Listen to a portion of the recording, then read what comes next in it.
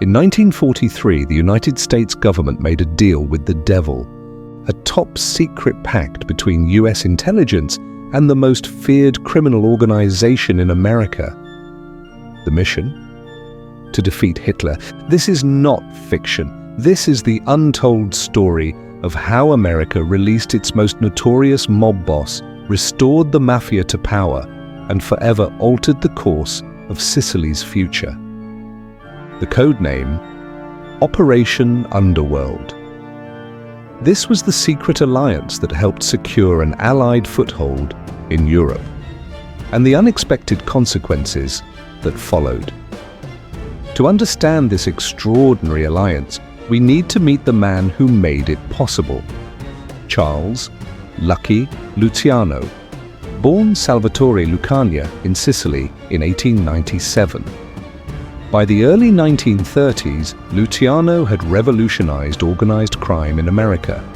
He eliminated the old Mustache Pete leaders, created the modern structure of the five families, and established the Commission, a governing board for organized crime. With Jewish gangster Meyer Lansky as his financial wizard, Luciano built an empire spanning gambling, prostitution, labor racketeering, and narcotics. His power seemed untouchable. Luciano's reorganization of the American Mafia in 1931, after the Castellamarese War, created a structure that would dominate organized crime for decades. He replaced the traditional boss of all bosses model with a more corporate board structure that reduced internal violence. But in 1936, Special Prosecutor Thomas E. Dewey, a man determined to become governor and eventually president, set his sights on Luciano. Unable to make murder charges stick, Dewey pursued prostitution racketeering charges instead. Despite weak evidence and questionable witness testimony, Luciano was convicted and sentenced to 30 to 50 years, one of the harshest sentences ever given for prostitution charges. By 1942, Lucky Luciano was 6 years into his sentence at Clinton Correctional Facility in Dannemora, New York. Now, what could possibly convince the US government to work with a man they had just put away for half a century? The answer reveals how desperate times call for desperate measures. By early 1942, the US had entered World War II, and German U-boats were decimating Allied shipping. In February alone, German submarines sank 71 ships off the American coast. The war effort was literally sinking. Naval intelligence feared Nazi spies and saboteurs were operating on the waterfront. In February 1942, the luxury liner SS Normandy, being converted to a troop transport, mysteriously caught fire and capsized at Pier 88 in New York Harbor. Whether accident or sabotage, the message was clear. America's ports were vulnerable. The problem? Intelligence officers couldn't penetrate the waterfront's code of silence. The docks were controlled by Italian-Americans suspicious of government authority. Naval intelligence officers were outsiders, unable to distinguish friend from foe. They needed an insider. They needed the Mafia. Let's not forget that the US lost 1,554 merchant vessels during World War II, many to German U-boats. The protection of shipping lanes was critical to the Allied war effort, as each sunken supply ship meant delayed military operations in Europe. In January 1942, an extraordinary meeting took place in a nondescript office at 90 Church Street in Lower Manhattan, Naval Intelligence Headquarters. Lieutenant Commander Charles Haffenden, head of intelligence for the 3rd Naval District, met with Joseph Sox Lanza, who controlled the Fulton Fish Market. Their discussion was on how the mob could help protect the waterfront. But Haffenden soon realized he needed someone with more authority. Through intermediaries, he reached Meyer Lansky, Luciano's longtime associate. Lansky made it clear to secure total cooperation, they needed Lucky Luciano himself. In what must rank as one of the most unusual prison visits in American history, naval intelligence officers met with America's most powerful criminal. The deal was unofficial but clear. Help us win the war, and the state will remember your cooperation. Within weeks, a remarkable transformation occurred on the waterfront. Dock workers who had been hostile to federal agents suddenly became cooperative. Information about suspicious activities flowed freely. Naval intelligence received information about foreign agents, suspicious cargo, and unusual activities. Ship movements were protected by an invisible network of mob-controlled lookouts. The results were immediate. Suspicious fires and incidents of sabotage dropped dramatically. The waterfront, once a sieve of security, became a fortress. Now, after Operation Underworld began, naval intelligence reported a significant increase in useful information from waterfront sources, while incidents of suspected sabotage noticeably decreased throughout 1942. By early 1943, Allied planners had selected Sicily as the gateway for the invasion of Europe. But they faced a dilemma. They knew little about Sicily's coastal defenses, inland terrain, or local attitudes toward Allied forces.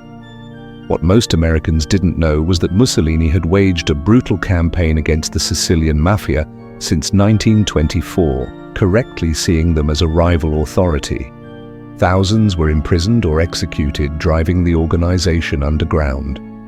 Mussolini's Iron Prefect Cesare Mori had broken the Mafia's public power, creating a population with deep hatred for fascism and potential sympathy for Allied forces. Through his Sicilian contacts, Luciano provided priceless intelligence, detailed maps of landing beaches, locations of German and Italian defensive positions, and most importantly, names of Mafia-connected families willing to assist Allied forces. Let's not forget that Mussolini's anti-mafia campaign arrested over 11,000 suspected mafiosi between 1924 to 1929. This brutal crackdown created a ready-made resistance network that viewed any enemy of Mussolini as a potential ally. July 10, 1943. Operation Husky begins, 160,000 Allied troops landing along Sicily's southern coast in what was then the largest amphibious invasion in military history. As American forces pushed inland, they encountered something unexpected. In village after village, local contacts emerged, identifying themselves with yellow handkerchiefs or armbands, recognition signals arranged through Luciano's network.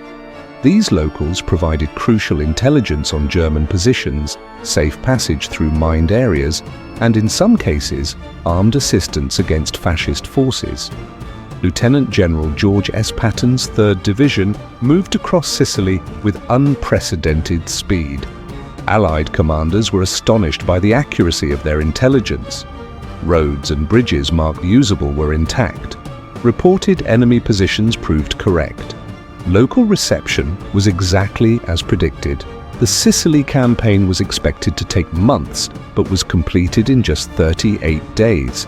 General Patton's forces reached Palermo in the island's northwest corner within just 7 days, far ahead of schedule, partly due to the quality of local intelligence and assistance. On January 3, 1946, less than 5 months after Japan's surrender ended World War II, Governor Thomas E. Dewey, the same man who had prosecuted Luciano, signed an executive order commuting his sentence. While the official documents were deliberately vague about his war service, insiders understood the real reason. The condition was immediate deportation to Italy. After serving 9.5 years of his 30 to 50-year sentence, lucky Luciano was free. On February 10, 1946, Luciano boarded the SS Laura Keene bound for Italy. As America's most notorious criminal departed, few outside a small circle knew the true reason for his release. For Luciano, deportation was hardly punishment. From Italy, he could rebuild his narcotics empire while maintaining control over American operations through intermediaries like Frank Costello. Was Luciano's early release a fair payment for his wartime assistance? Or did America make a deal it would come to regret? In Sicily, the consequences of Operation Underworld were profound. As Allied forces established control, they needed local administrators to replace fascist officials. Their choice? Often, the very men identified through Luciano's network. Mafia figures who had been driven underground by Mussolini suddenly found themselves in positions of power: mayors, police chiefs, and local administrators. Their qualification? They were anti-fascist. The US Army's counterintelligence corps even issued certificates of anti-fascism to known mafiosi. Men like Calogero Vizzini in Villalba and Giuseppe Henco Russo in Musomelli became powerful regional leaders under Allied protection. In the province of Palermo alone, the Allied military government appointed mafia-connected mayors in more than 60% of towns.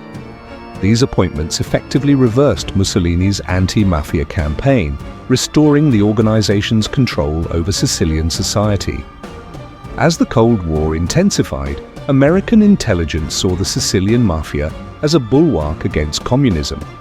Anti-communist mafiosi were preferable to left-wing politicians with potential Soviet ties. By the 1950s, the mafia's power in Sicily exceeded even its pre-Mussolini influence.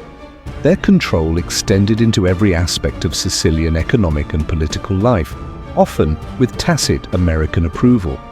Luciano, operating from Italy, established a massive narcotics trafficking network.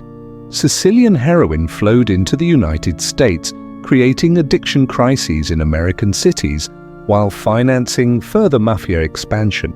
Not until the famous 1957 Appalachian meeting, when state police accidentally discovered a gathering of mafia leaders in upstate New York, did the American public begin to understand the true power of what their government had helped rebuild.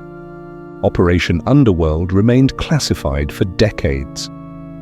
Not until congressional investigations in the 1970s did Americans learn the full extent of this extraordinary wartime alliance. The moral question remains, was it worth it? The alliance undoubtedly saved Allied lives during critical military operations. It provided intelligence that money couldn't buy and cooperation that force couldn't compel. But for Sicily, the cost was decades of mafia control, corruption, and violence.